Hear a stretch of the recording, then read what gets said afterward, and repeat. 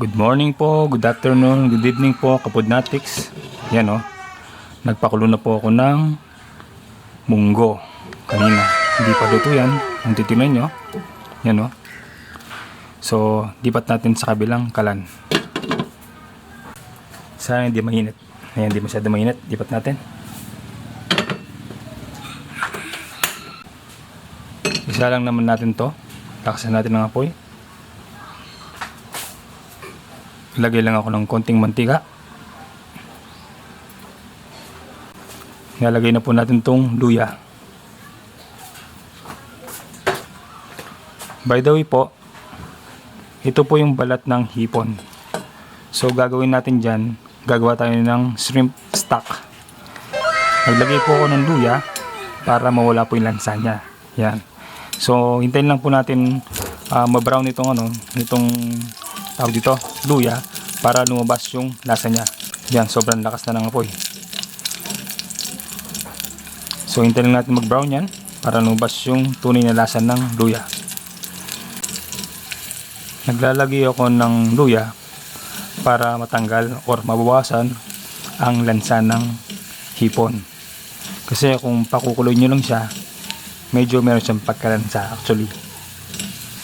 So kung ayaw nyo gumawa ng shrimp stock, pwede kayong gumamit ng shrimp cubes para mas mabilis. Kaya lang ito, sayang kasi. So ngayon, lalagyan na po natin yung balat ng hipon. So dito, may balat po at yung ulo nandyan din po. So sigurado malasang-malasa po yan. Isa-isa natin para mawala yung lansa niya sa luya. Hintayin natin mag-iba yung kulay, maging turn orange. Yan, no? Kung titignan po natin, nag-orange na po ang balat ng hipon. Yan.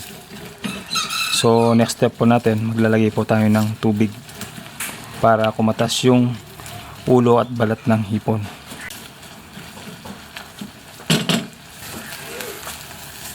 Tubig, dagdagan po natin. Yan. So mas maigi, simmer natin yan ng mga 10 to 20 minutes. Tapos by that time, panigurado lumabas na po yung lasa ng hipon. Sige, balik po tayo mamaya.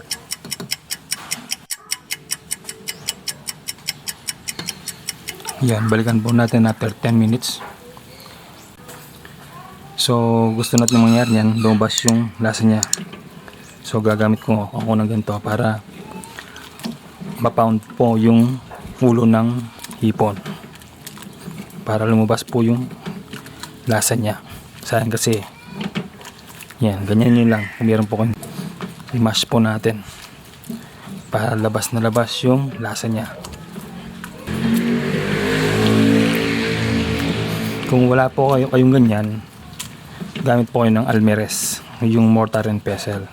So bago nyo pakuluan, dikdikin nyo muna sa almeres itong mga ulo at balat ng hipon. Yan. Takpan po natin ulit ng mga 3 to 5 minutes. Balik po tayo. Ayan. Balikan po natin.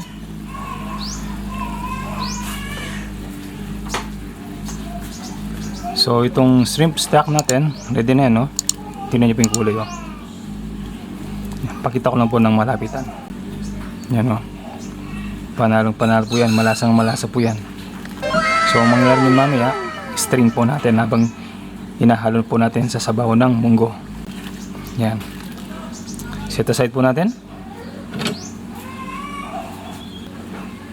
Lagyan na po natin itong ating kawali. Lakasan natin ang apoy. Maglagay tayo ng konting mantika. Ikalat natin.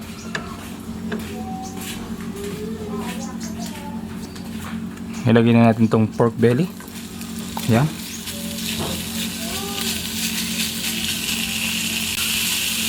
Season natin ng salt para may lasa na. Siyempre, hindi mawala ang pepper. Magkasawa po yan di ba? Yan. Haluin natin yan once in a while hanggang mag-brown na po ang pork belly at lumabas po ang mantika niya. Yan sarap ng amoy.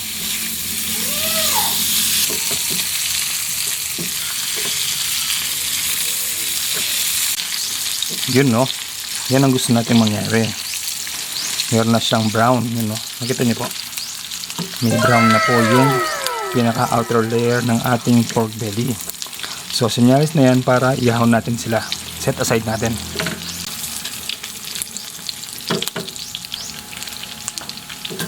Set aside natin. Daming mantika Mag-render po siya ng mantika. Sariling taba yan Yun. Next step po natin, ito naman pong hipon. Yun. Add din tayo ng asin. Yan. Sa hipon, madali lang pong lutuin yan. Mga 1 or 2-3 minutes lang po yan. Luto na po yan. Makita nyo, yan, nag-letter C na sila. Ibig sabihin, cook na sila. Pero, siyempre, baltan mo natin sila. Yan. Sarap ng amoy. Marami Makalipas po ang 2 minuto, luto na po ang ating mga hipon. So, iset aside po natin sila.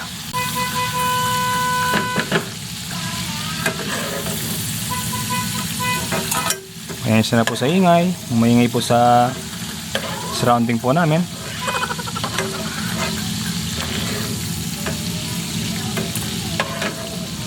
Yun.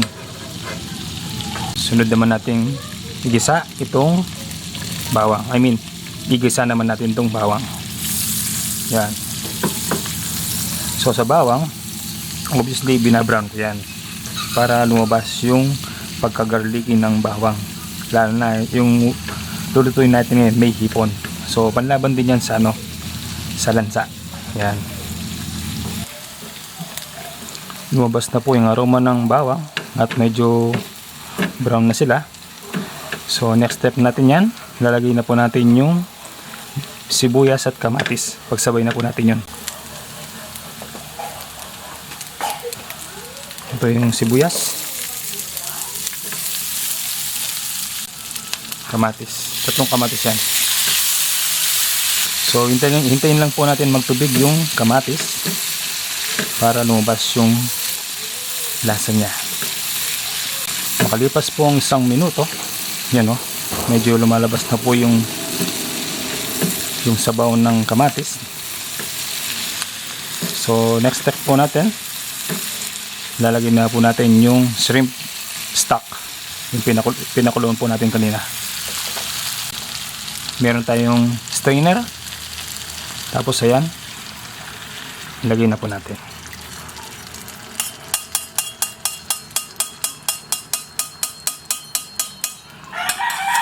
Yan.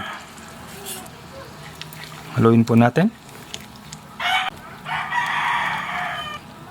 Yan. Tapos takpan natin. Balik pa tayo mamayang 3 minutes. After 3 minutes po. Yan. Balik po tayo after 3 minutes. Next step po natin, lalagyan na po natin tong fried pork belly. Na fried lang po yan pero di pa malambot. Kaya unahin na po natin pakuluin dyan.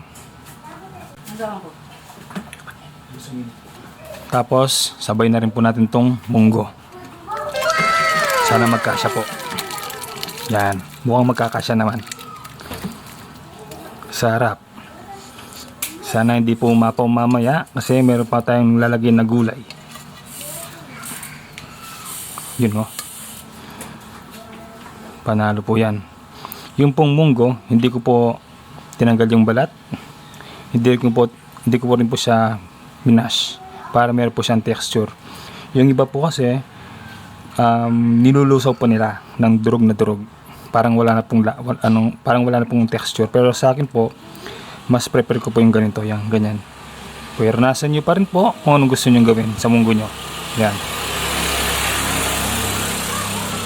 Takpan po natin, hintayin po natin siyang kumulo. Balik po tayo. Balik po tayo. Yan, no? Punong-puno po. So, palagay ko po, hindi po magkakasya. So, gagawin natin yan. Lilipat po natin.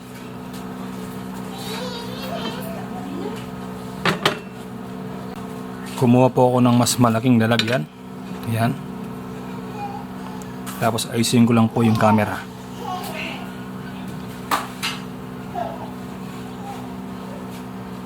Yan. Ilipat po natin.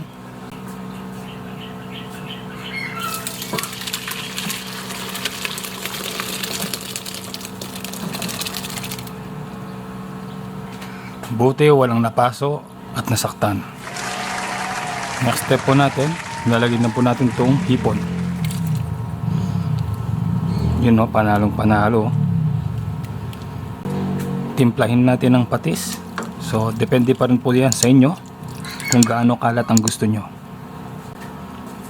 Hindi na po ako naglagay ng mga bouillon or cubes kasi malasa na po yung hipon. Yung balat at ulo ng hipon, malasa na po yun. Yan, halawin na po natin sandali. Tapos takpan natin ulit. Balik po tayo pagkatapos kumulo. Balik po tayo. Yan, kumukulo na po. Next step po natin, lalagay po natin tong ampalaya. Ayan. Napaka-sustansya. Punong-puno ng sahog. Meron pang ampalaya. So mamaya meron pang kasunod dyan. Haluin lang natin ng sandali. Yan. Takpan natin ng 2 minuto. Balik po tayo mamaya. Ayan, balik po tayo. Bago po natin buksan yan, shoutout muna tayo. So shoutout po kay Marina Matsumaki or Matsumaru from Japan. Yan. Kay Sir Sunny Boy Makiling from Singapore. Kay Lita Almario from Candelaria, Quezon. Si Madam Sadiwa Maylin, lagi daw po siyang nanonood from Marinduque. Mario Madrid from Toronto, Canada. At si Miss Milagros Reyes from Zambales. Shoutout po sa inyong lahat. Open na po natin. Ayan. Galit na kumukulo. Sunod po natin lagay itong spinach.